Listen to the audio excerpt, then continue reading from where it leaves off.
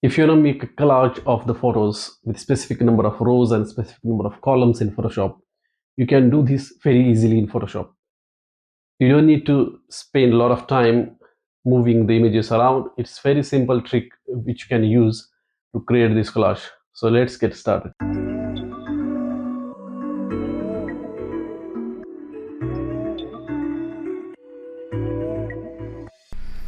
Let's say you have got these photos and you want to make the collage out of that. So just go to the Photoshop and then go to File, then click on Automate, and in here you will find this Contact Sheet 2. Just click on that, and in here you can select the folder from where you want to import these images. So I just showed you that folder, so I'm just gonna give that path, this one, and here you can specify the document size, width, height, resolution, etc.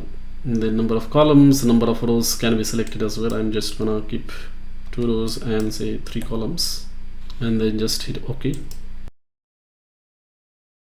And you can see this collage is created.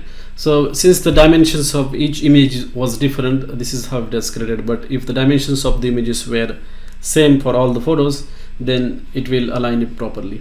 That's it. Thanks for watching.